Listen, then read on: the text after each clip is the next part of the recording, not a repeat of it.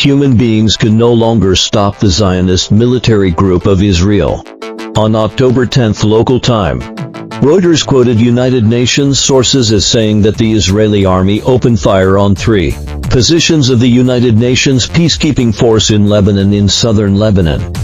It is said that the Israeli army used Merkava main battle tanks to fire shells at a peacekeeping camp of the United Nations Interim Force in Lebanon UNIFIL in Naqoura. As a result, 2 Indonesian peacekeeping soldiers were injured. The other 2 attacks occurred at 2 nearby peacekeeping force outposts. Fortunately, there were no casualties at 18 Mecca time. UNIFIL issued a statement saying that the attack by the Israeli army on the United Nations peacekeeping force in Lebanon was intentional. But UNIFIL will stick to its duties on the spot and wait for the resolution of the Security Council. The Israeli army is really so bold. What on earth has happened? The UNIFIL position shelled by the Israeli army using Merkava tanks is located in Naqoura on the westernmost coast of Lebanon. This place is also the location of the UNIFIL headquarters.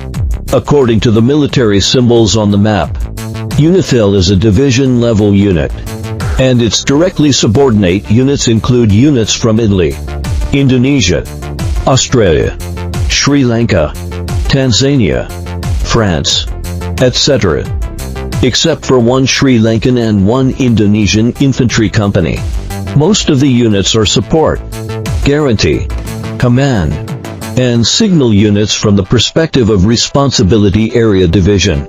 The outposts that were attacked are said to be the No. 1-31 and 132 outposts in the coastal direction. The former is approximately at the foot of Mount Lebanon and is on the side of the Blue Line, demarcated by the United Nations for Lebanon and Israel in 2000. It is a peacekeeping force station covering an area of more than 6,000 square meters. The latter is located in the coastal area of Lebanon and seems to be a checkpoint blocking the Lebanon-Israel border road from the perspective of affiliation. These 2 UNIFIL camps belong to the Italian brigade under the UNIFIL command. It is estimated that each outpost is guarded by an Italian infantry company. At present, it is still unclear what the losses are after these 2 UNIFIL camps were attacked. But it seems that the Italian Prime Minister has already condemned Israel for attacking the Italian army camp. In fact, judging from the situation in the past 2 days, this is already the 2nd time the Israeli army has attacked or tried to attack the UNIFIL peacekeeping force camp. A few days ago, there was such an incident. The Israeli army used Merkava main battle tanks and ACH-0RT heavy infantry fighting vehicles to show off their might at the gate of the Irish combat unit of the UNIFIL. First, the tank gun was aimed at the gate of the Irish outpost.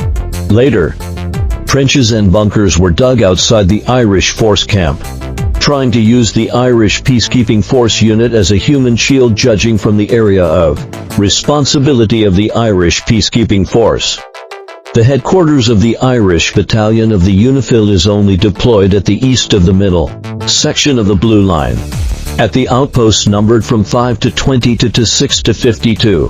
The Irish battalion is composed of 3 mechanized infantry companies and is probably located in the areas of Wairaun, Maroula SNBINTJBEIL, where fierce fighting is currently raging. According to the Irish battalion of the UNIFIL command, the Israeli army threatened to ask them to leave the site immediately, but the soldiers of the Irish battalion refuse.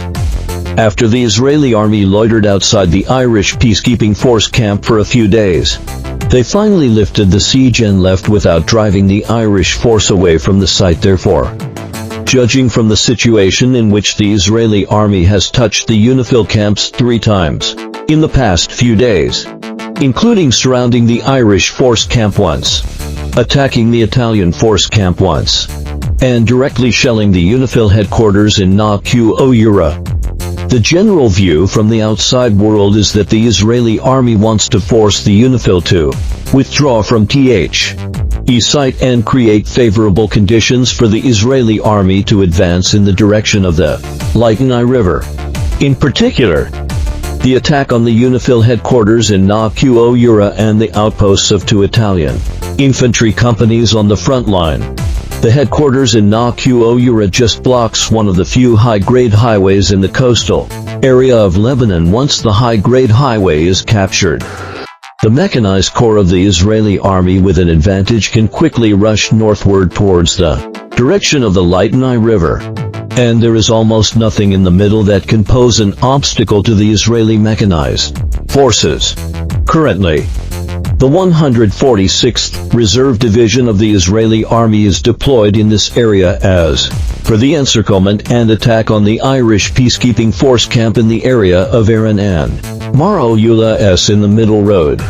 In my opinion, the Israeli army is trying to achieve a two-pronged encirclement of Aran and finally develop an offensive towards Bintjbeil, where the Hezbollah forces are more tightly defended through Aran, and strive to capture this fortified area painstakingly operated by the Hezbollah forces. Of course, the Israeli army has fought rather abstractly in the Aran and Maroulas area for so many days, perfectly reflecting the outwardly fierce but inwardly timid military level of the Zionist military group.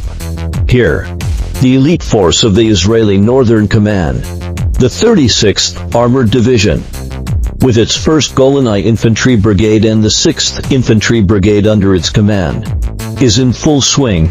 It seems that if they can't beat Hezbollah this time, they will find trouble with the United Nations peacekeeping forces. The Zionist military group has also refreshed the lower limit of humanity in addition to the tactical level. From the strategic level, the frequent attacks by the Israeli army on the UNIFIL peacekeeping force camps and forcing the UNIFIL to withdraw from the site are only direct goals. The fundamental purpose is still to force the United Nations to dare not act on the issue of southern Lebanon. After all, in the view of Israel, Hezbollah is completely within its grasp. It is entirely because the United Nations intentionally protects Hezbollah that it has survived until now.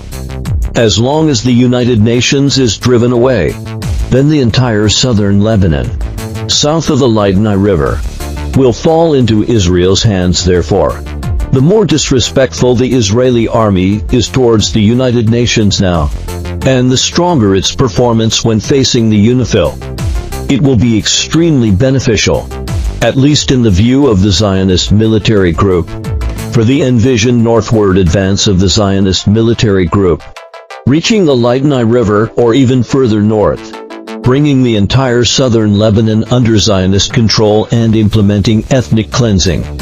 Therefore, from this perspective, we have to say that in the future, the Zionist military group may exert more pressure on the United Nations peacekeeping force in Lebanon.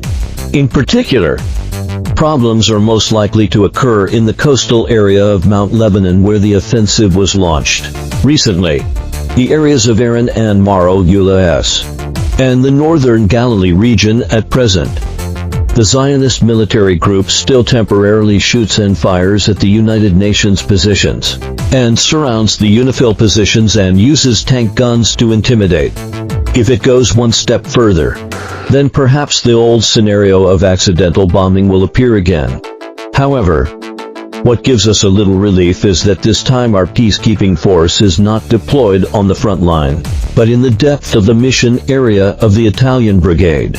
Approximately north of Al-Mansoura. This place is more than 10 kilometers away from the contact line. If the Israeli army wants to attack with tank guns, it can't reach for the time being. I think the Israeli army is not crazy enough to directly drop aerial bombs on the peacekeeping force camps in the deep areas for the time being. The Zionist military group, for the envisioned northward advance of the Zionist military group, reaching the Litani River or even further north, bringing the entire southern Lebanon under Zionist control and implementing ethnic cleansing. Therefore, from this perspective, we have to say that in the future, the Zionist military group may exert more pressure on the United Nations peacekeeping force in Lebanon. In particular, problems are most likely to occur in the coastal area of Mount Lebanon where the offensive was launched recently, the areas of Aran and Maro-Ulas, and the northern Galilee region at present. The Zionist military group still temporarily shoots and fires at the United Nations positions, and surrounds the UNIFIL positions and uses tank guns to intimidate. If it goes one step further, then perhaps the old scenario of accidental bombing will appear again. However, what gives us a little relief is that this time our peacekeeping force is not deployed on the front line, but in the depth of the mission area of the Italian Brigade, approximately north of Al-Mansurai. This place is more than 10 kilometers away from the contact line. If the Israeli army wants to attack with tank guns, it can't reach for the time being. I think the Israeli army is not crazy enough to directly drop aerial bombs on the peacekeeping force camps in the deep areas for the time being. The Zionist army is fighting so shamelessly and causing trouble for the UNIFIL. Does the United Nations peacekeeping force in Lebanon have no way at all? There really is no good way according to United Nations Security Council Resolution 1701.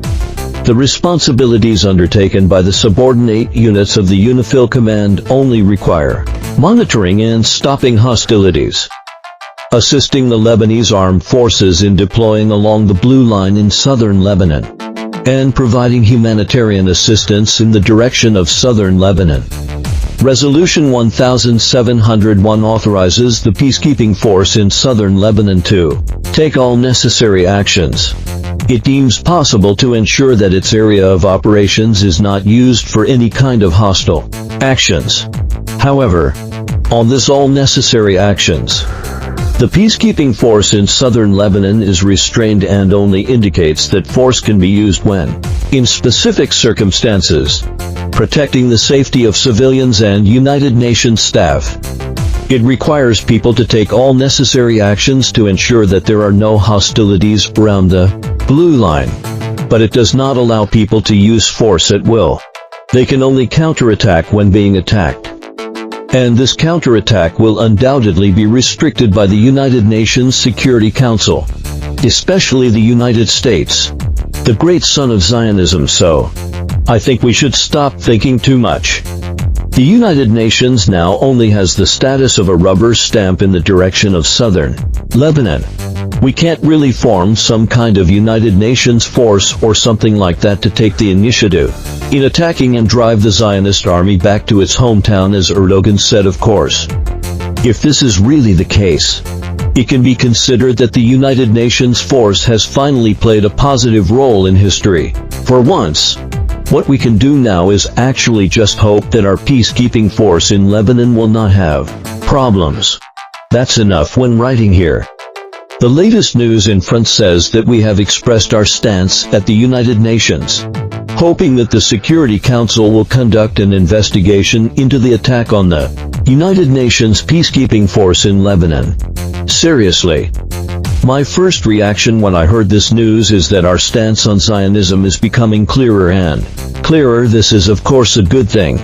It saves some old fools from constantly spreading rumors there that the official side is on the side of Israel. Standing with such an anti-human thing is something we can't afford. There is nothing else to expect.